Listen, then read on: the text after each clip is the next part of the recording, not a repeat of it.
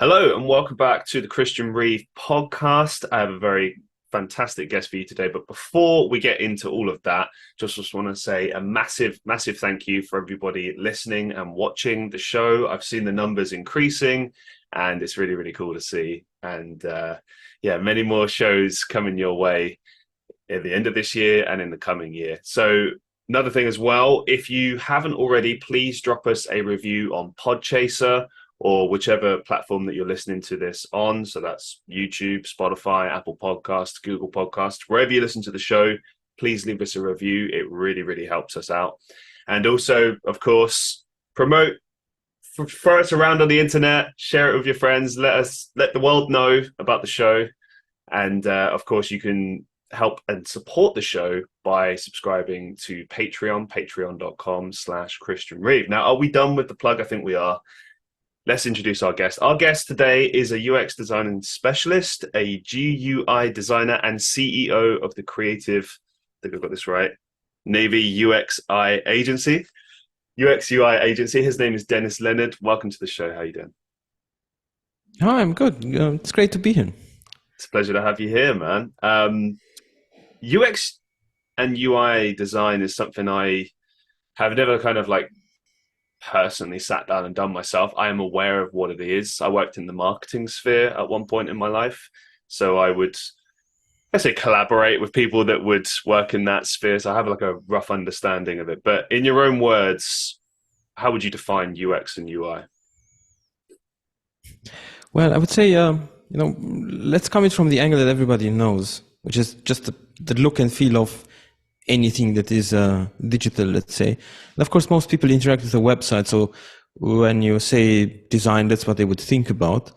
But there are a lot of other things as well, such as medical devices, or, when you're trying to use your online banking, that's a more serious system, so to say.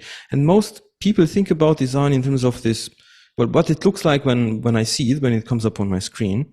And that's UI design. So that's the user interface design, or the visual design, if you will. But behind that, there is another layer that is somewhat more conceptual. Because before you can really think about what's the shape of a button or what's the color of a particular field, you would have to think about what should even be in this particular page, or what should a particular process look like so that people can actually get from A to B. And that's the process of user experience design. And usually you would do that without any colors, because you would want to get it right without any aesthetics or without any distraction. There is always a gray area, and these terms are abused all the time. So there is really, well, it would be nice for there to be a right and wrong, but you know what it is like with new words. But that's what we do. We think about the process someone should go through, and then we get all the point to the aesthetics. I've always been interested about the kind of experimentation aspect of UX and UI design. Like, obviously, I suppose in a way you're always testing it. You are yourself a user in a sense, because you are testing out this application. And, eventually, as you said, one day people, for example, might be using it in the medical industry. And so patients might be using this particular interface. So you have to kind of, I suppose, look at it from the perspective of what is the easiest, most simplest way I can design this, or, well, to coin a phrase, the most user-friendly way to create this. Do you kind of have to get other people involved in that process, or is it quite easy to just put yourself in the place of the user, if you see what I'm saying? But the thing is, both of them are very, very important. You wouldn't really be able to do it with just one of these methods. Obviously, if you ask people what they need and so on, that is very helpful. And sometimes you will be surprised, because they will tell you things that are very different from your own perspective or from what you can imagine. And if you speak to a large number of users, you will see that, and also you will notice different patterns. So you'll come to discover that there's not just one right way of doing it or one preferred way of doing something.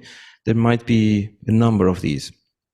Because that's one of the challenges, when you sort of think about it for yourself and based on your own intuition, you think of one possibility, and it might be a great one, but the world is so much bigger.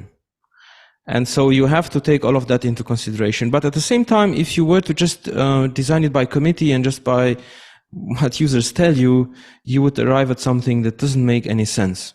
So there is a lot of, let's call it flair or experience or whatever it is, that you have to bring into this to judge what is more important, what is less important, what really makes sense from the feedback that you get. Because you have to keep in mind, a lot of the work that you would do in this area with feedback from users is qualitative. That means even though you have sort of insights from the research, you haven't collected them in a way where you can say, well, yes, this definitely represents reality, we're sure of that. It's very difficult to achieve that standard even in medical research. With UX design, it would be close to impossible to get to that point. Let's explore a little bit about the company that you're doing a lot of your work with. So walk us through UX design for medtech. Yeah, that's the thing. So we focus on a lot of these serious and difficult systems, I would call them, or sometimes we just say complex, but what does that even mean? But the point is, by now, everything that we use as individuals, as companies, organizations, governments, and so on, has a digital component to it. I think we've long passed that point. And so now we have to rely on these systems. But there's been such a rapid progress, there's never been really time to think about the user experience of these things. So we have systems that, on a software level or hardware level, sort of work, more or less, let's say. It's okay. A lot of people have to sacrifice their lives to keep it going at this bare minimum level, but it is what it is. It's okay. However, this user experience level hasn't really been finished. It has been, perhaps, with anything that's marketing, because that's where all the money goes, or some of these, let's say, consumer-oriented applications that are very popular, because there was time and there were resources to improve that. But in the critical sectors, actually, there hasn't been much movement. And so that's what we focus on. And we've been doing that for almost 15 years now. We were actually one of the first companies to focus on usability for these digital systems.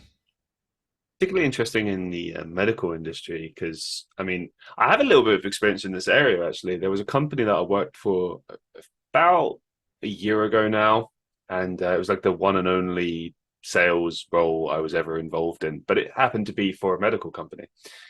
And so I saw their interfaces and the different things they were using. And I can't speak for other countries, but I know here in the UK, we've got quite I'm going to put this, archaic system for medical appointments and such. We are very, very slowly migrating over to a system where, you would arrange appointments via an app, something like that. But we still have the classic, and I don't know who decided that this process was a good process. Whoever created this, you suck. But the idea of ringing up a doctor's surgery at 9 a.m. and essentially just rushing and hoping that you get an appointment, that's still, in 2023, the main way that we arrange appointments in the UK for medical situations. However, increasingly we are seeing the use of these interfaces and systems, these apps, and they are getting better. I've seen some companies who've made them really, really easy to use, and I think a lot of the time you have to think about who. Obviously, a lot of the things I'm going to say today are like really stating the obvious, but I think it's important because at the end of the day, like I said before, you want it to be as simple as possible, right? Less is more, even, because your everyday user, especially let's say like a user that's in their 60s, 70s, right? They don't want a lot of like hassle and stuff. They just want something that's very simple. Like, okay, I put this information in, I view, let's say, an appointment list, I choose that, and then it's done. Like, as few steps as possible, quite simple, easy to read, etc. Right? These are a lot of the considerations, I would say, from my experience, would be the things you would look out for. But since you are the expert, I want to kind of understand from your perspective, what do you think are the fundamentals of good UX UI design?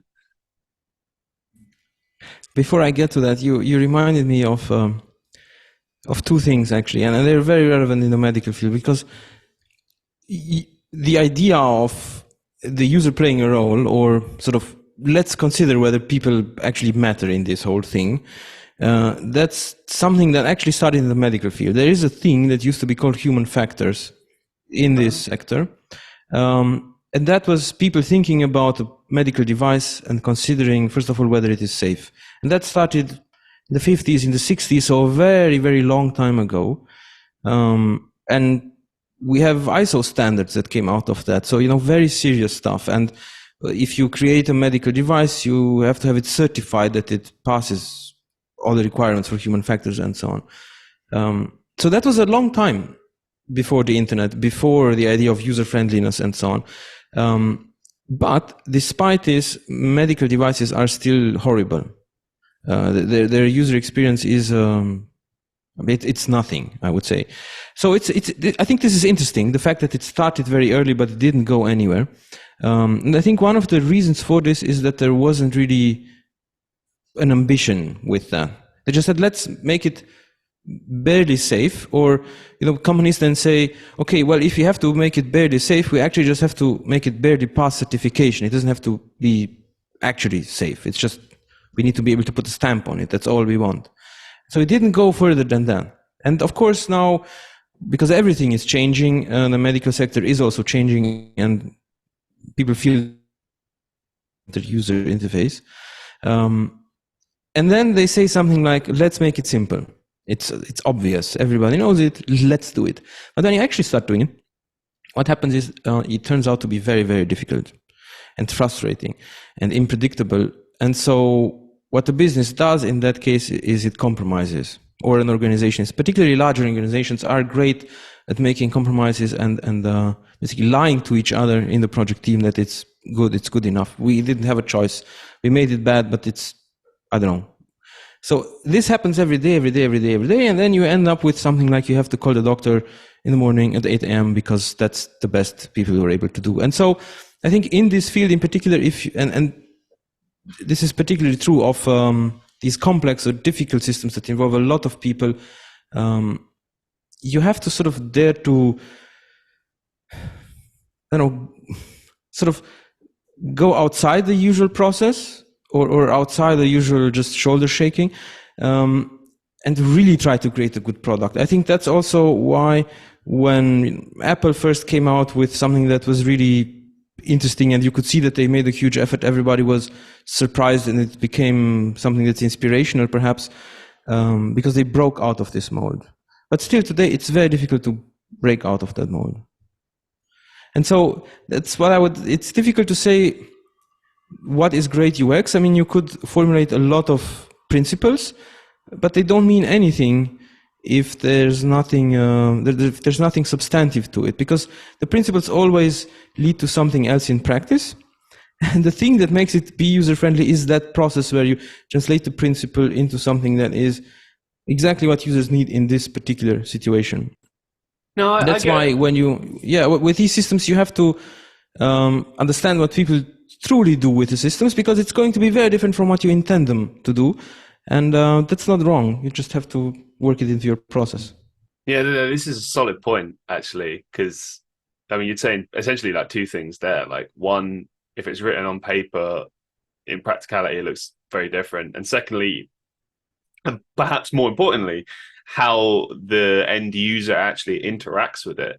Because sometimes it's unpredictable, isn't it? Like, you might program it a certain way, and then the user just uses it in a totally different way that you hadn't anticipated, and perhaps you don't want them to use it in that way, but they are. And now you're like, okay, well, we can either choose to work around this or forcibly remove the ability to interact with it this way. But either way, it's going to create more work, and it may or may not be a good thing. I mean, I don't know.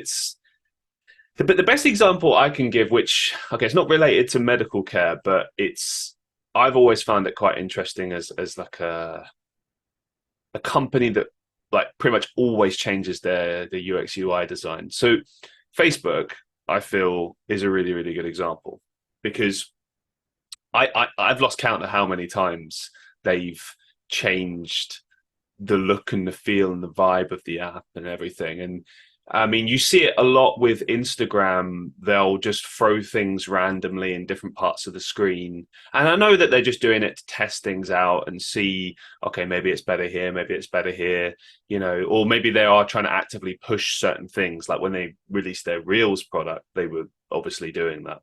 But with Facebook, I mean, I don't know, it's a pretty clear system. It's this endless scrolling cesspit, and you interact with it, and that's pretty much all you need. I mean, yes, there are many other things you can do with it, but that's kind of the be all end all of that particular app. And there's been certain designs they've had over the years that I was like, okay, this is good. I like this. Maybe I even prefer this. And then there are others where you log into the app and it looks totally different, and they don't warn you. They just change it one day, and now it's perhaps not usable, or it's just really frustrating. The problem I often find, and I know this is by design and it's really infuriating, is these days with their settings, it's really difficult to find certain things, like let's say in the privacy settings area, or anything you want to change. If you want to delete your Facebook, for example, that's near impossible. A lot of the time I have to go on Google and just find out a step-by-step process of how to do that, because it's not clear within their app. And when I said it's done by design, it's because they don't want you to delete it, or they don't want you to do a certain thing, or they want to make it as difficult as possible to do that, to prevent you, so that you'll probably just get fed up and won't bother doing it. And I don't know, I find that really infuriating, but I understand why they do it. And I think it goes back to your point previously about how you can design all these different things, but ultimately there will be business decisions that will override that. So it could be, this is how much we're willing to invest in this, or this is what we're willing to put into this particular app. But you might have great ideas, your team might have brilliant, excellent ideas that might completely transform the product, but it all comes down to whether or not the top heads want it that way. Yeah, that's. I mean, I have a lot of empathy for, this is all our budget, or even this is not important to us. Usability is not important, or not that important. I accept that. That's fine. Perhaps it will be more important eventually, or who knows. What I don't appreciate at all is, of course, all these evil design methods where you're trying to manipulate people or to use their weaknesses against them. And I think we see a lot of this, in particular with these very large platforms that we spend a lot of time on, and these platforms that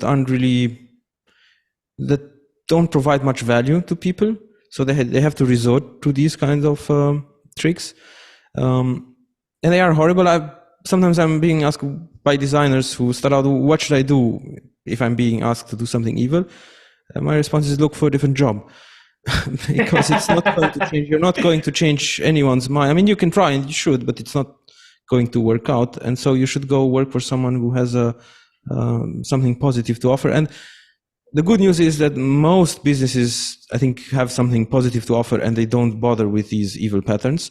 But they don't make the headlines, and they're not social media companies. Let's put it that way. One thing that I find, I suppose, strange about it is that I feel like let's say your point earlier about how potentially certain companies might just not care, they might not prioritize that as, maybe it's, okay, this is how much we need to make for this year. We want to keep these costs low, so just make this in this way, and that's fine. But then let's say you do that, and your app or your interface on your website is just completely unusable, to the point where it gets attention online and people are talking about it, but in a negative manner. And they're just saying things like, well, we don't want to use this system because it's not usable, it's terrible, we're going to go elsewhere. This is not the type of attention you want. Some people, marketing sales people, might say, well, any attention is good attention. I thoroughly disagree with that. Because if there's enough of it, you know, the tide can turn and suddenly people aren't using your product, and then that's very problematic from a business standpoint. And I feel like a lot of the time, if the decision is just, oh, we're just not willing to change this thing, long term, it'd make more sense to just put the money in, fix the issues, and then move forward with it. You know, that's something I've never quite understood is this kind of commitment to short term gain over long term gain. Because in the end, it's ultimately going to affect you much more if you just don't do it. Yeah, You know what I'm saying, right? yeah. Well, I think there are two ways in which it affects you negatively. One is that you're slowly losing market share, and that is probably going to be slow. And at first you're thinking, well, it's fine, it's just a little. But 7 years later, you will come to a point where you're saying, oh, now we don't have much market share, we don't have a lot of revenue. It's very difficult to make this leap forward now because we don't have the revenue, so we're stuck in a difficult position.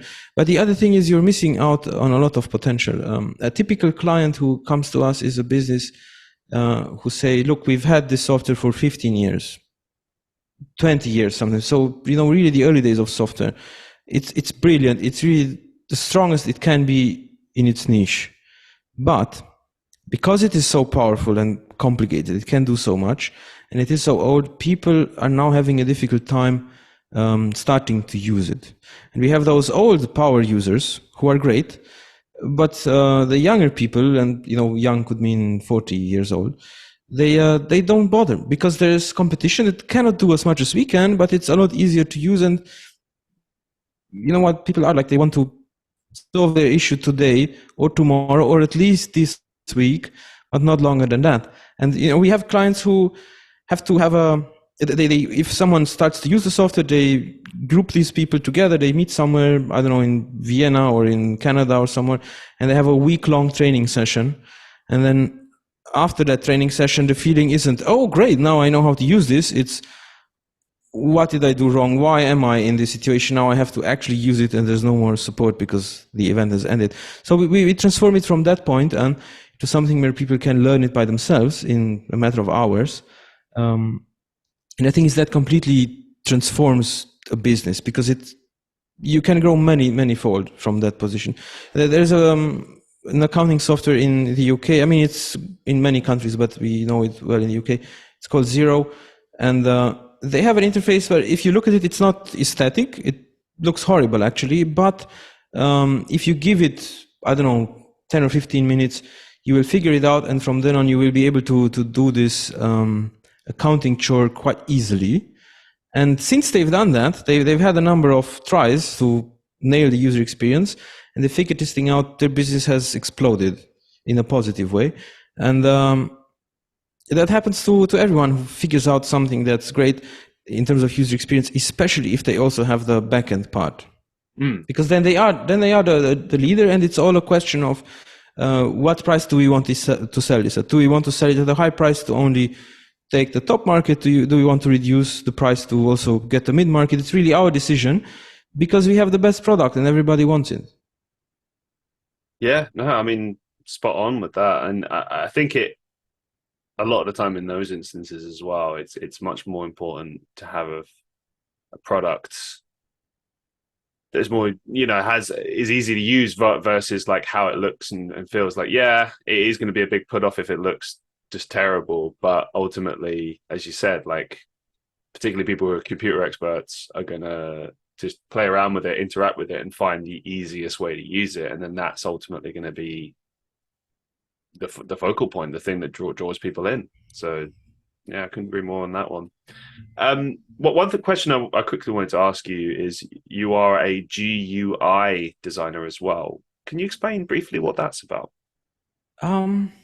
So GUI stands for graphical user interface, which is actually just another way of saying user interface. But in this field of devices, so anything it could be a medical device, it could be industrial machinery, it could be perhaps a welding machine, and so on. People usually call that a GUI. That's sort of the old way of calling it. But it's just a user interface. Yeah. Well, the more you know. Thank you. one thing that you're involved with quite heavily now is AI, and well, I mean, AI is just taking over the world really at this point. So I find myself, especially with my show as well, increasingly over the past 6 months, I've been asking more and more people about AI, because it just directly affects everything, and it's kind of impossible to ignore it. But if we're talking computers, it's going to be there in some shape or form. So my question to you is, how is AI either improving or assisting with UX UI design? Currently, it cannot do much in this field. I'm sure it will change, but currently, sort of what it does is, and I have a feeling that that's true for most applications, is that it comes out with something that when you first look at it, you're surprised and you're thinking, oh, this looks like the real thing.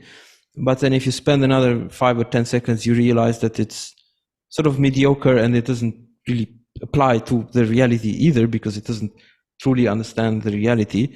So we're not yet at that point where you can just generate a user interface with an AI.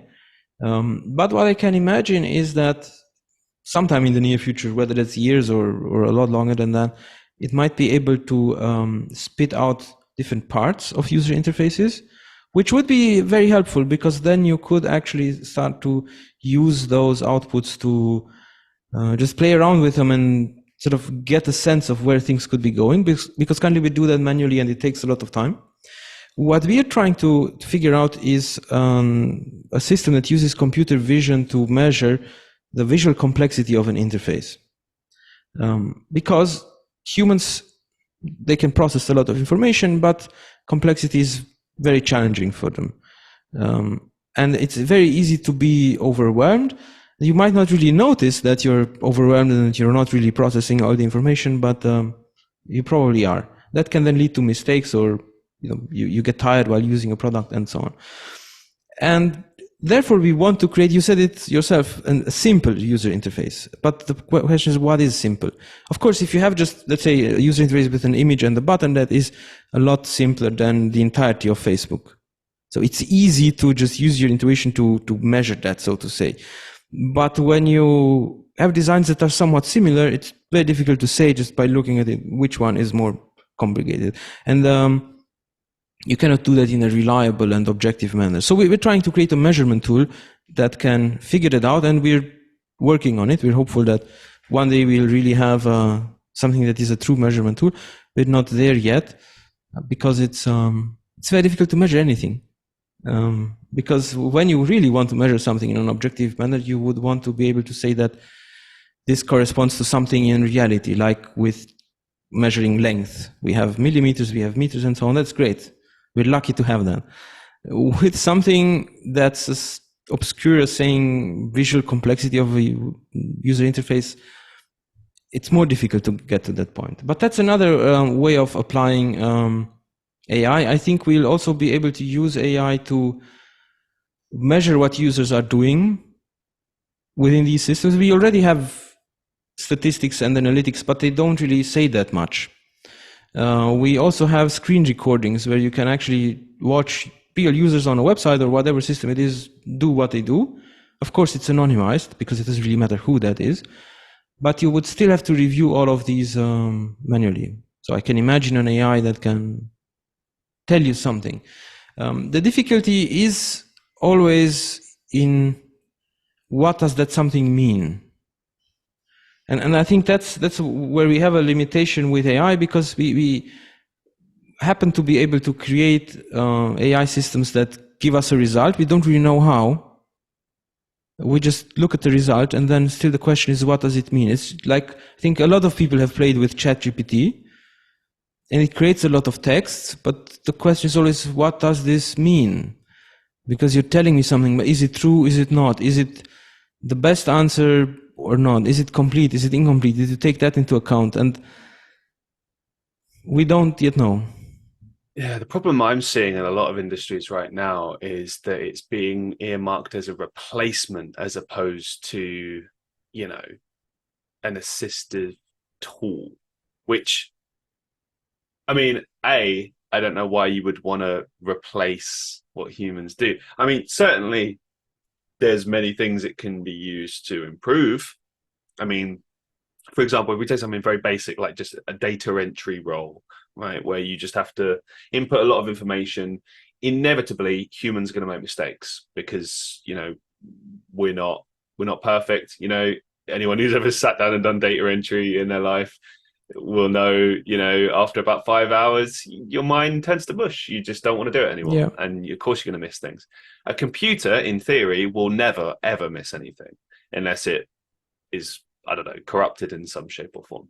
Therefore, it's kind of a no-brainer that, it would be used in that field.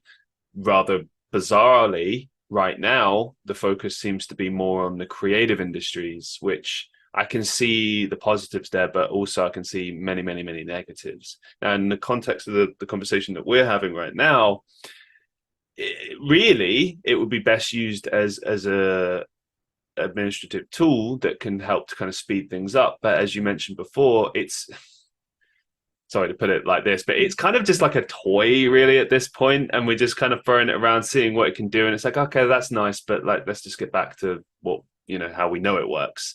But the reality is, within the next 5 years, or perhaps even sooner than that, it will start rapidly changing certain aspects of these things, and probably within UX UI design as well. But it's just, we're not quite there yet with that, but we are in other areas. You use ChatGPT as an example, and the problem with that is obviously it's just an experimental thing that is crawling with information that's a few years out of date at this point. But the developments of that system and what it's capable of doing now versus, say, 6 months ago are huge. And I think a lot of people are sort of looking at that and how much improvement and how things have rapidly changed, and they're sort of applying that to other fields and going, okay, there's potential here. This is what we could do potentially with this. But again, it's all speculation at this point. But Yeah. I don't know. Sorry, go on. I don't know. And I was just going to say that, AI is great with patterns. Mhm. I mean, that's essentially what it does. So far, it doesn't do anything else, if you want to sort of make a bold statement. But the point is, the things you can do with patterns are detect them. And I think AI is fabulous with that, and there are many applications that need just that. And I think their AI is truly transformative. For example, in the medical industry, with certain illnesses, you have to cultivate cells. You have to create a cell culture to see what comes out of that, and somebody has to look at that under a microscope to figure out, is it this or is it that? You cannot see it with your bare eyes, of course. However, AI can actually do that. It can just look at the whole cell culture without really zooming into a microscopic level, and just it figures out the pattern and says, this is that kind of culture. And it's a lot more accurate than the whole process of looking at it under a microscope and so on. So that's pattern recognition. I think there it really helps because it's almost free. And so that's a huge benefit. The other thing you might want to do with a pattern is say, I have this pattern, I want you to generate more stuff based on this pattern, which sometimes is very useful. But I think where it's sort of going to bite back is where, because we're such lazy animals, we'll use it to generate a lot of things where we shouldn't use a particular pattern, but it's just easier to rely on a pattern on a recipe, and so everybody will do the same thing. And when everybody does the same thing and uses the same pattern, the value of that pattern degrades quickly. I think that's where, when AI will get to a point where it will be really good at generating things based on a pattern, so where the output is actually going to be the right thing, so to say, I think there's going to be a lot of enthusiasm, and 3 months later we realize everything is the same now. And because it's the same, it's not what we need. And every time we've copied this pattern, it got degraded a little bit, it got dumbed down, and now it doesn't do anything anymore. It's so sort of like with vegetables, we have a lot of vegetables now. You have avocados and everything all day round. They're great, but you have to eat probably 4 kilos of that vegetable compared to the same amount of nutrition you would get from, let's say, the same tomato, but grown in more organic conditions.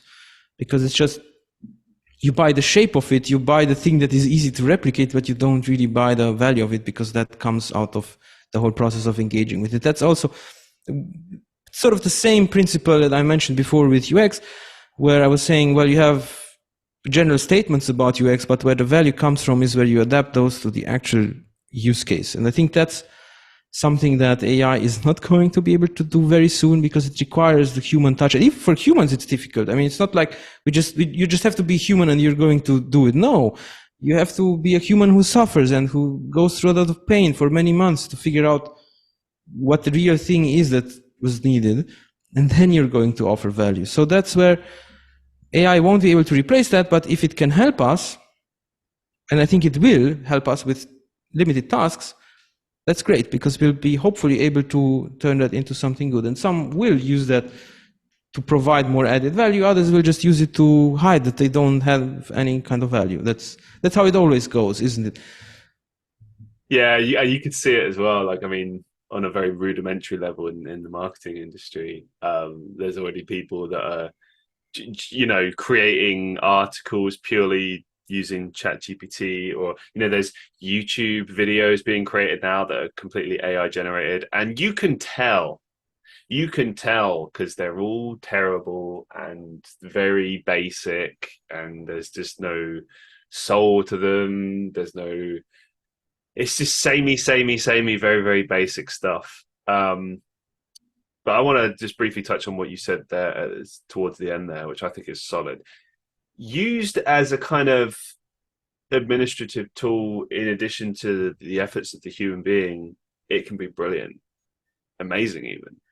Like, to use a kind of a nerdy reference here, like I always look at it like Tony Stark in the Iron Man movies with his user interface system, and like he's the creator still, he's in control, but he's throwing ideas.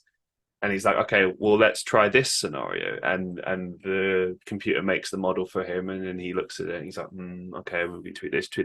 That would be perfect. That kind of a system where it's like the merging of human and AI together, creating things.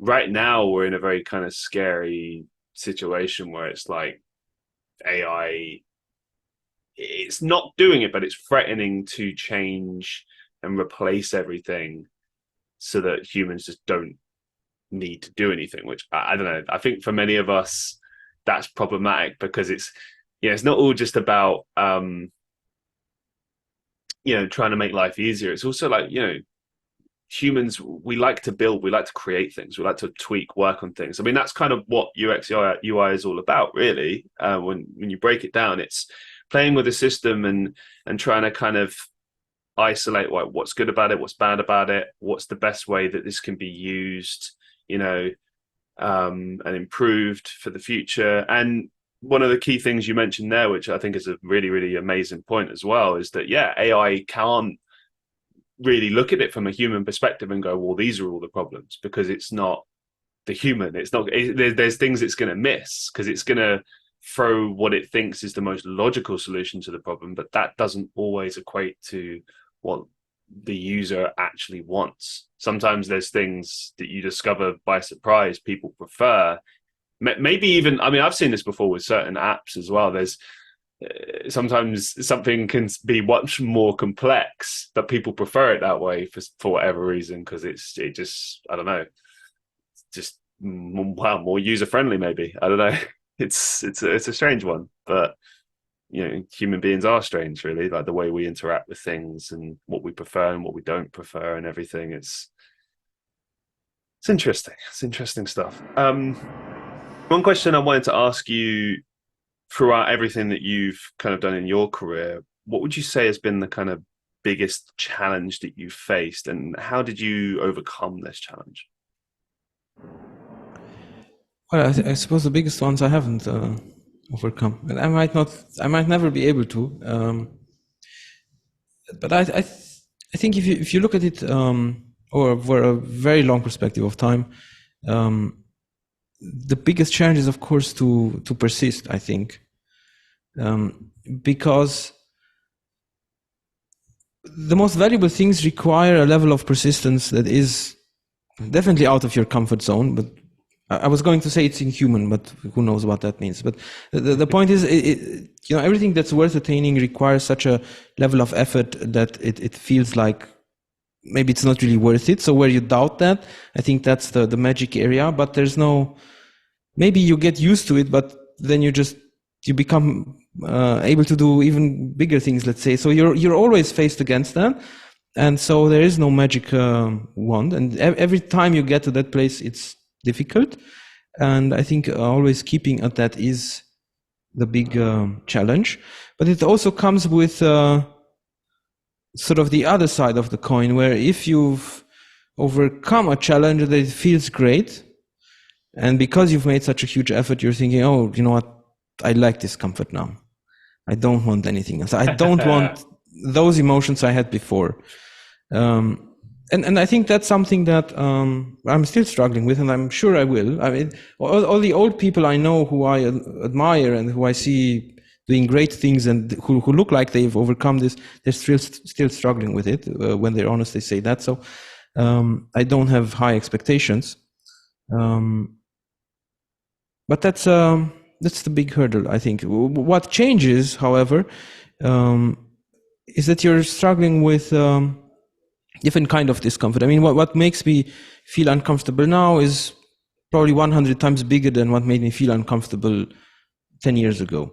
So let's say the type of challenge or the size of challenge you can deal with evolves. So in that way, there is progress, but it's never going to feel good. It's never going to feel good if you're doing useful things, let's say.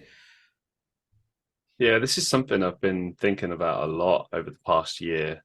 And I remember reading something recently that connects with what you said quite well. This idea that like whatever challenges you're facing right now in life, be it work, personal, whatever they may be, you will be able to deal with them. There's never a challenge you can't overcome. It's just that you most likely will have to evolve and, as you said, go out of your comfort zone in order to overcome that challenge. And a lot of the time that's a hard, difficult process, uncomfortable, scary, but then you come out the other side of it and then you realize like, wow, that was, it felt difficult, it was difficult, but then I got through it. Imagine what else I could do. And like that mindset, I feel, is like very powerful to be in, because it's like if you can stay in that, sky's the limit as far as what you can achieve.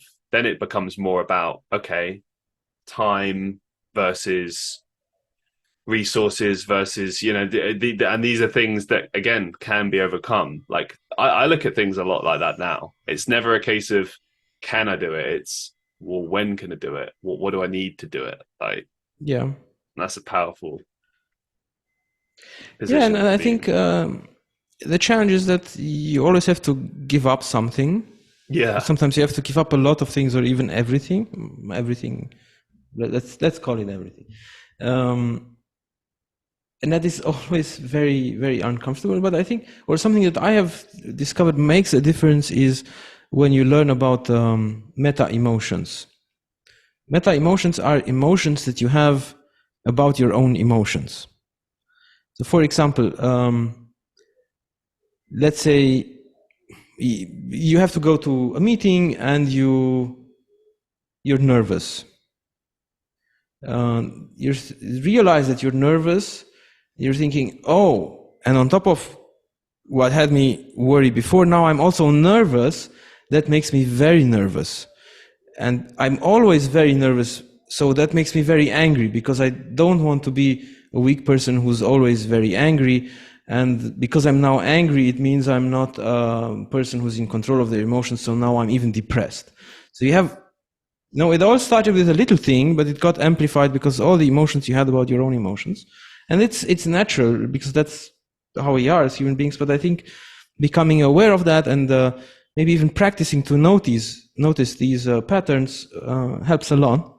And so hopefully that helps you just stay nervous, or just be generally a little bit anxious without going all the way to the point where it feels like an existential threat, or where it's truly hurting you. I never realized there was a word for or a particular way to describe this sensation? Because I think we've definitely all experienced this. I know I do often. I didn't realize there's a specific term for it. Meta emotions, learning something new every day. Thank you for that. A couple of final questions for you to kind of like round things off. These are questions I ask every guest, completely unrelated to today's conversations. What's the biggest mistake you've learned? Sorry, what's the biggest mistake you've made that you learned a valuable lesson from?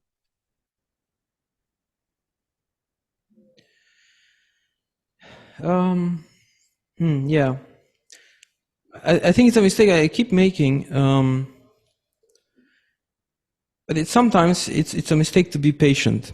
Sometimes you try something and you want it to work, and that clouds your judgment. So you give it a lot of time or resources or whatever it is, until you actually get to that point where you're saying, no, this doesn't work. I'm going to stop this, whatever it is. I think that's a trap that I fall into quite often. I think most people do, from what I see. And that costs a lot of time and energy because it's such a recurring trap. It eats away a lot of your energy and your time, which is very limited. And I've learned from this, and I'm better at it, but I'm still practicing. Because, and I think that the horrible thing is that it feels to me, at least, as if this is getting more difficult. Actually, or the challenge is becoming bigger, because the world is becoming so much more complicated and confusing. And then it's difficult to say, this is bad. This doesn't work. It doesn't deliver the results. Because you can always sort of find an excuse for it, but also it's difficult to really measure it and to say, I can be sure that it's bad, so I'm going to stop it. I think it also kind of brings a difficult question to ask oneself as well. It's like, now, I'll preface this by saying, like, I don't believe in giving up. Like overall, like I think you should always try to pursue things and not let life deter you or whatever. However, I will add to this. There are certain points in life where you have to kind of draw a line under things and realize, okay, this thing is not working. And as you said, you're spending time and resources on that thing. You have to know where to kind of draw the line under that. And that can be a difficult conversation to have with oneself. Like, where do I call it quits on this particular thing? Am I ready to do that? Especially if you've spent the better part of several years on that thing, that can be crushing. But then I suppose another question to ask yourself on top of that is, well, how much more time do I want to waste on something that may never work? And when you start looking at it like that, because that's the thing, you can turn negatives into positives. It's like, okay, well, this thing didn't work, but then maybe that's opening the door for the thing that will work. That's the way I try to look at it. And yeah, granted, maybe it is not completely grounded in realism, but that positivity leads to motivation, leads to enthusiasm, and ultimately will lead to success if you keep pushing. But it's very easy, as you said, to fall into that trap of like something not working. You keep pushing, and that's a tricky one. And I think that usually happens. For example, when you feel like that's the only thing or the only method that could work, and so you're thinking, if not this, then what? There's no alternative. Well, it always looks like there's no alternative. Maybe there isn't, then you should be something entirely different. But then there's also that bias where it seems like other people doing that thing or that method or whatever it is, like it works for them, because we have such a deceiving culture where everything is fake. And then you also want, and so you're thinking, well, if everybody else has this and it works for them, it doesn't work for me. All I have to do is keep doing this. But I think this is the biggest trap. But you preface this rightly with saying, well, you shouldn't just give up. Everything that is worth having requires a lot of persistence.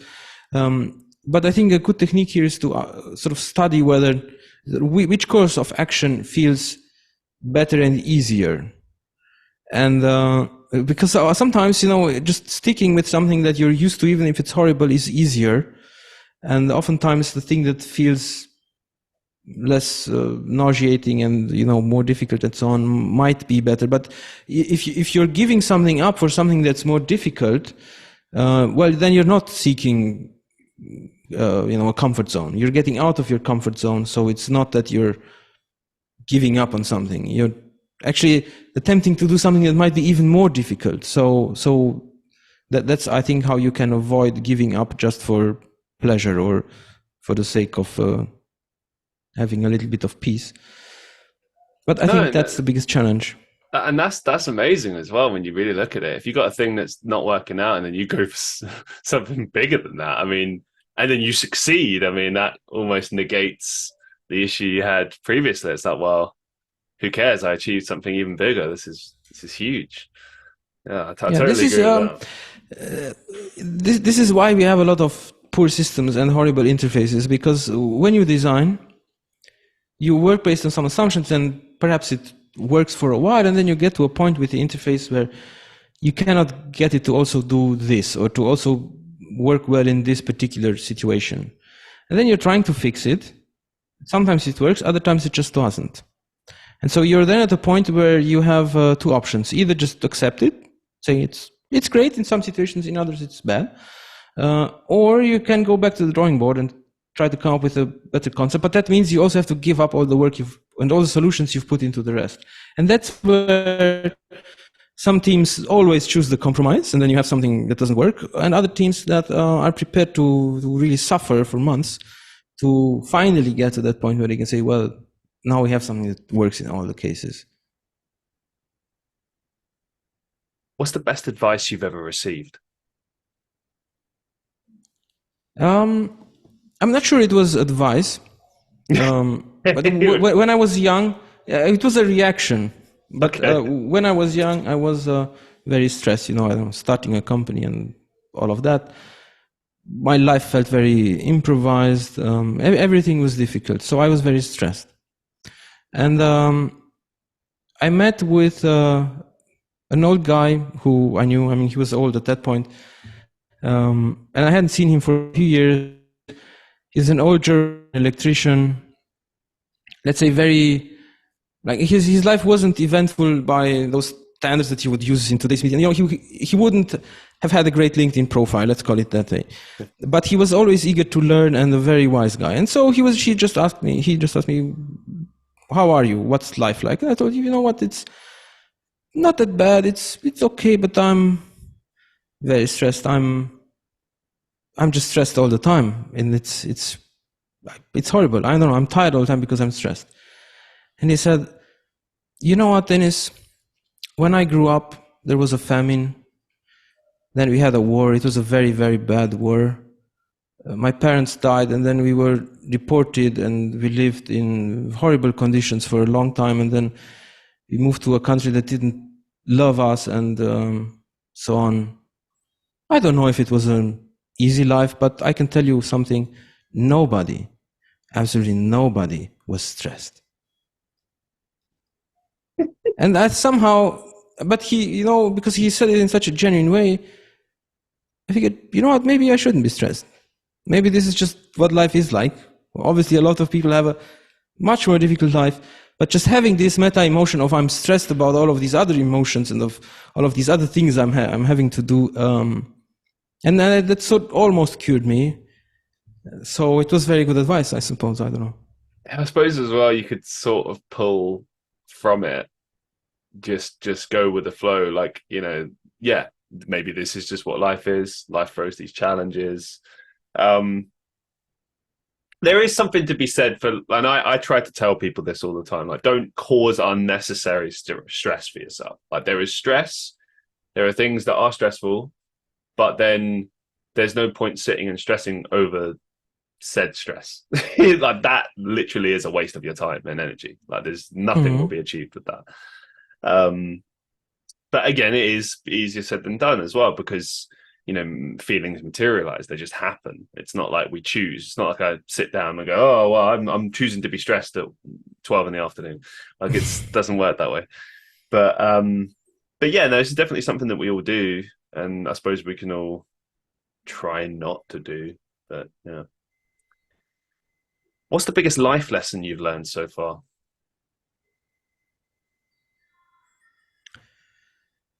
Um, Let me try to formulate it.